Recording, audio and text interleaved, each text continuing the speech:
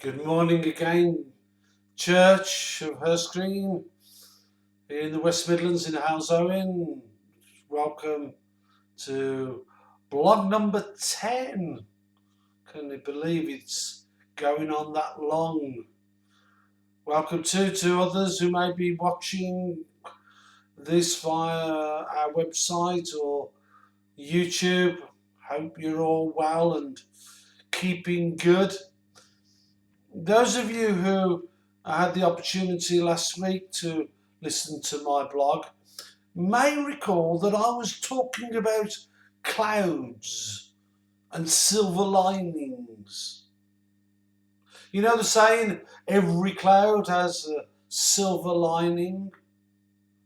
The expression actually goes all the way back to 1634 when the now well-known poet John Milton used it in a poem which was called The Mask. The Mask. It's strange that we're seeing lots of masks wherever we go at the moment. If you need cheering up, every time you see a mask, tell yourself, look for the silver lining in your life, in the middle of all these pandemic clouds that we're surrounded by. Now, the trouble with clouds that they block out the sunlight. They block out the sunlight. They take away the warmth. Now, all of those beautiful colours seem to just disappear. Everything turns grey when the sun is blocked out. Sometimes clouds bring a heaviness with them, even a sadness and depression. Our weather forecasters, whenever they're referring to a low pressure, a cloud forming weather front, they call that a depression. Clouds can bring depression. It's easy to get depressed when clouds block out the presence of the sun. It's easy to get depressed when clouds block out the presence of the sun. You know, it's just like that with Jesus. It really is. Jesus is the light of the world. He's God's Son. And his presence in our world brings many beautiful things. Light and love and warmth and colour, peace and joy. So many more. These are just some of the glorious things that Jesus brings into our lives. But you know, sometimes, especially when our lives get filled up with dark clouds, the presence of the sun gets blocked out. We can easily lose sight of Jesus when our lives get filled up with worries and fears, heartaches and stress, pressures and loneliness, sickness and even death. These dark clouds can come into our lives and completely block out the presence of Jesus. You know, that's when we must start to look for him, to look for the silver lining in all of those dark clouds.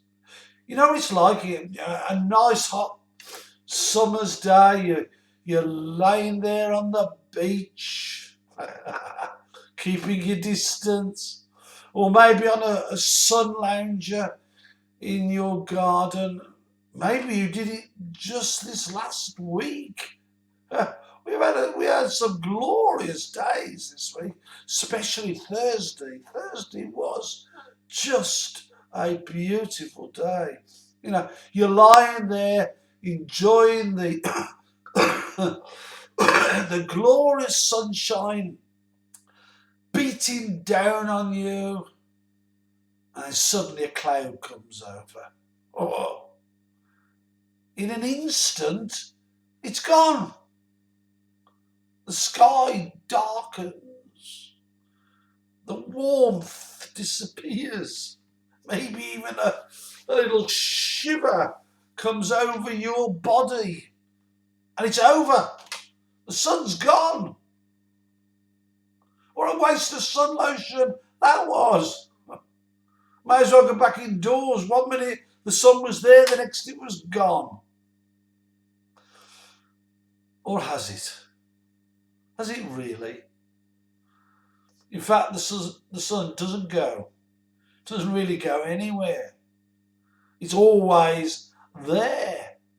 It's only the clouds that get in the way and block out the wonderful gifts that the sun brings us.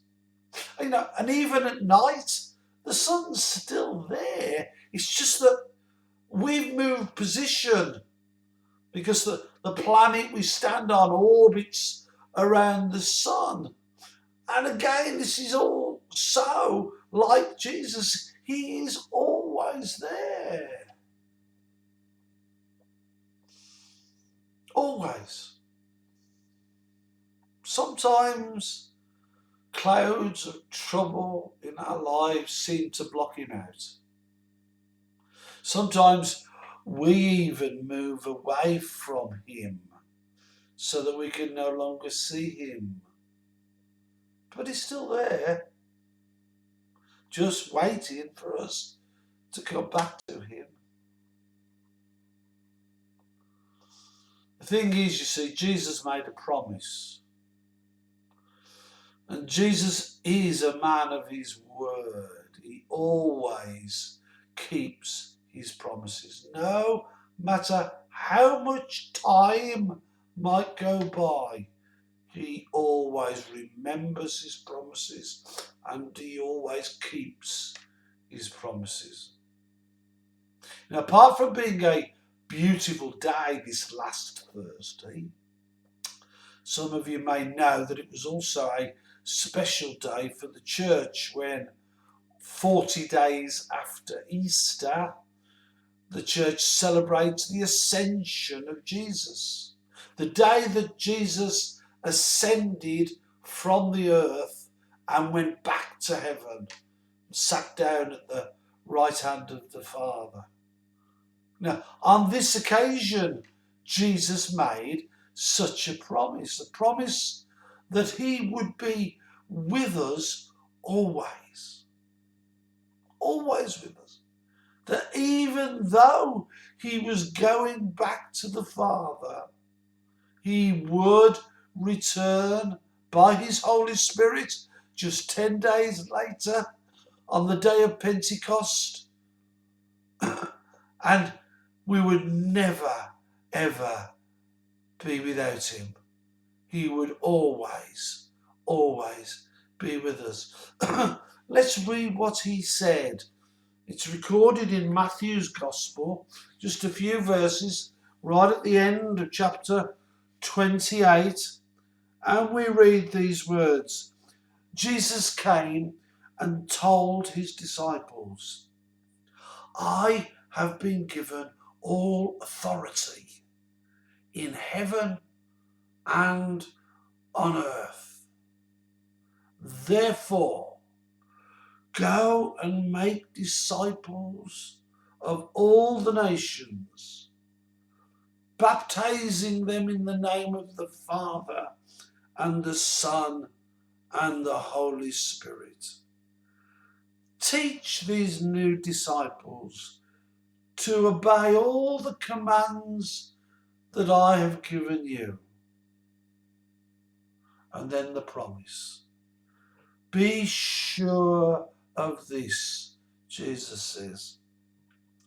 I am with you always, even to the end of the age. I am with you always, even to the end of the age. Be sure of this, Jesus says. Make it certain in your mind. Have no doubt in your mind. Even when there are thick, dark clouds all around you, the promise is still true. I am with you, says Jesus. The Son is always there for you. On another occasion, he said these words, I will never leave you or forsake you. Never, ever. And you know, he has kept that word to each one of you. To everyone listening today to this blog, I can tell you that he has kept his word to you. He's never left you. He has never forsaken you. He has always been there in whatever troubles you have been through. You may not always have been able to see him very clearly. The clouds may have got in the way. You may even have wandered off away from him. But he has remained constant. He has always remained utterly predictable, always trustworthy, always ready for that moment when you might turn and look again for the silver lining in all of your dark clouds. There have been times when, even though you did not realise it, he was actually carrying you through a crisis. There have been times of great loneliness and heartache, and he has come alongside you and whispered words of comfort and encouragement. But you may not have recognised his voice. There have been times of great fear and panic, uncertainty about your future. Times when you cried out for help, anybody help. Maybe you thought no one heard. But Jesus heard. He always does. And he stepped in. He rescued you from the pit. And you look back and wonder how you came through all of that. It was Jesus.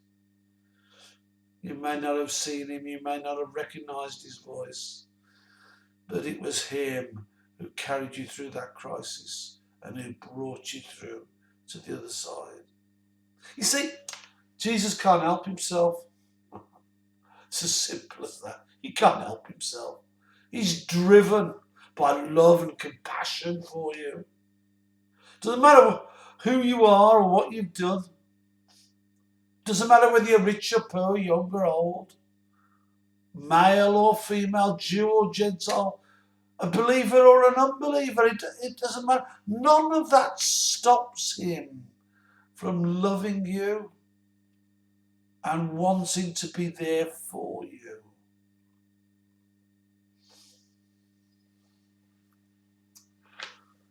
As this pandemic lockdown continues to eat into our lives, why not grab the opportunity while you can to search for the silver lining? Jesus wants to be found by you. He said that the person who searched for him with all of their heart would undoubtedly find him. In fact, he stands at the door of your heart and he knocks even now. Maybe you can feel that knocking, like little palpitations in your heart. Don't ignore them. Answer the door. Let him in, and he will come in and make his home with you.